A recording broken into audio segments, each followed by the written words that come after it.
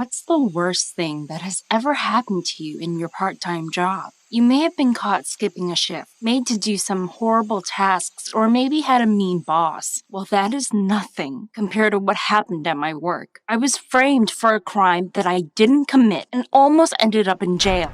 It was just a normal Saturday at work, and I was having to stand in one of the galleries, keeping an eye on the visitors and answering questions. The museum has finds from all over the world. There are rare statues, priceless jewelry, and mountains of gold coins. Some people might find museums boring, but there are some pretty impressive items there, and some of them are worth a lot of money. Part of my job involves walking around and making sure that nothing suspicious is going on. That day at work, there was a group of French tourists looking around. I heard them and recognized their accents straight away. I was so pleased to hear some real French people, and even better, I could understand a bit of what was being said. So I decided to follow them and listen in on their conversation.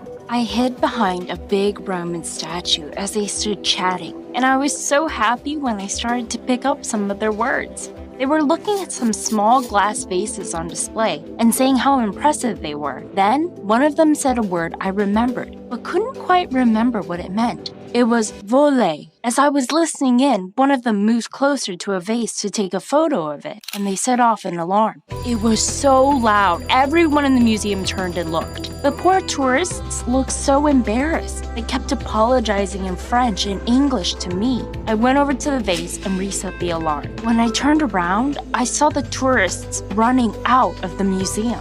I was sad that they had left so quickly. I was hoping to listen in to more of their conversation.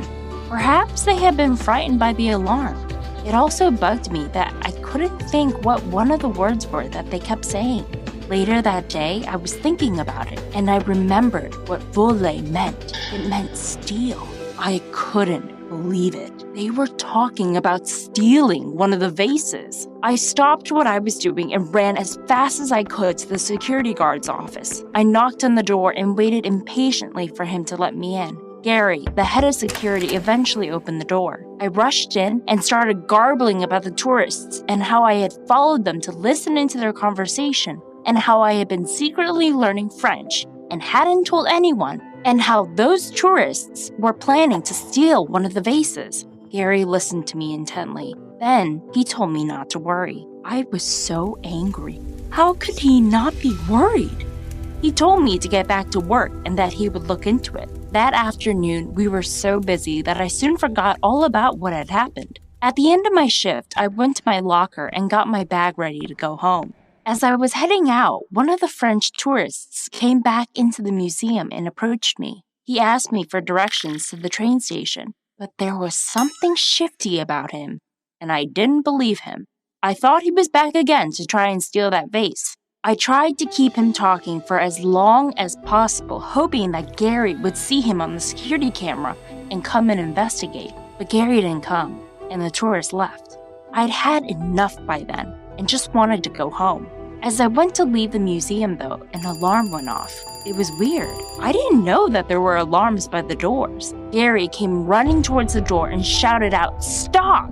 Then I realized that Gary was shouting at me, and behind him was my manager, and he looked really angry. I was so confused. Why were they running towards me? My manager asked me to open my handbag. Why did he want to look in there? I unzipped it and let the security guard look inside. In it was an alarm, like the one which was on the vase. I had no idea how it had gotten there. My manager told me that the vase had been stolen a few minutes ago, but the alarm hadn't gone off as it had been removed. I told him that one of the tourists must have stolen the vase and planted the alarm in my bag as he had left the building. He had distracted me by asking for directions, when really, he was just trying to get me in trouble for a crime that he committed. Of course, he didn't believe me. He believed the security guard instead.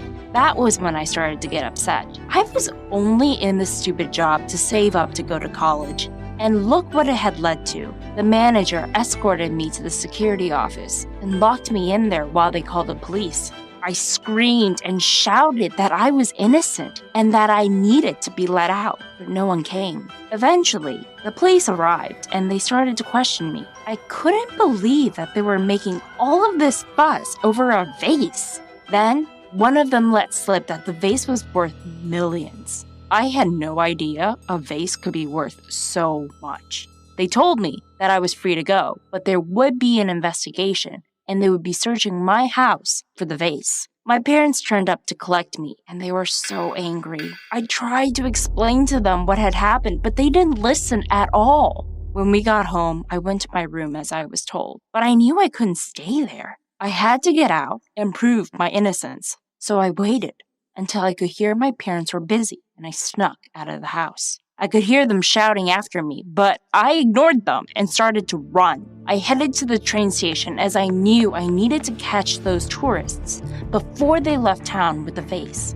When I got to the station, it was really busy. It was rush hour and there were people everywhere. I went to the top of a staircase and looked around, studying the crowd. Then I saw them. The group of tourists were about to get on a train. I didn't know what to do next as I hadn't thought that far ahead, so I did the only thing I could think of. I pointed at them and shouted to everyone that they were thieves and needed to be stopped. But no one did anything. People just looked at me or walked past. So I carried on shouting, but it was too late. The tourists got onto the train and it pulled out of the station. I sank to the floor and started to cry. Then I heard someone calling my name. It was my parents. I couldn't believe they had found me. They ran up to me and I braced myself to be told off. They didn't shout at me though. If anything, they looked scared. They told me that I had been called to the police station and we had to go right away. The drive to the police station felt so long. I couldn't believe I was about to be arrested for a crime that I didn't do. When we got there, the police got me to sit in an interview room by myself. They kept me waiting for ages until a policeman came in and sat down. He told me that I was cleared of all charges. They had found the vase, and they knew I had nothing to do with stealing it. I asked them how they had caught the tourists when they were already on the train to leave the town. But he told me that he couldn't talk about it as they were still investigating. I was released and allowed to go home. My parents were in the waiting room, and my mom started crying when I saw her. They apologized so much for believing that I could have been a thief. As upset as I had been, I forgave them. They wanted to take me home, but I convinced them to drop me off at the museum first. I needed to speak to my boss about what had happened. When I got to the museum, I saw police cars outside. This didn't surprise me as they were still investigating, but then something really shocking happened. The police were bringing a man out of the museum in handcuffs, and it wasn't who I thought it would be. It was the security guard, Gary. They put him into one of the police cars, then drove off. I was so shocked. I didn't know what to do. He was so nice. And now, it looked like he was the one being framed for the crime. Then, I heard someone calling my name. It was my manager who came running out to speak to me. He told me that Gary hadn't been framed. Gary was the one who had stolen the vase. And to make it worse, he was the one who had tried to frame me. Apparently, when the police were investigating, they had found out that Gary had a criminal record and lied to get a job at the museum. They soon worked out that he had stolen the vase and erased the camera footage so no one would know it was him. He had stolen the vase, then went into my locker and hid the alarm in my bag, framing me for his crime. The tourist coming back to the museum and asking for directions was just a coincidence. I was so shocked. I would never have suspected him of being a criminal. He had seemed so trustworthy. That was a few weeks ago. And now things are back to normal. My job is going really well. My manager feels so guilty about what happened that he is super nice to me. He has even said that I can have as many shifts as I want when I come back from college in the holidays. But there was something that I couldn't stop thinking about. If the tourists were innocent, why were they using the word voler? I looked it up. I realized that the word can mean steal, but it could also mean to fly. That was when I realized what was on the vase. It was a picture of some birds in flight. That was what they had been talking about. I realized I still have a way to go before I can say that I understand French. Have you ever jumped to a conclusion and it turned out you were really wrong? Or has something really bad happened to you in your job? Let me know below. I'd love to hear it. And don't forget to subscribe.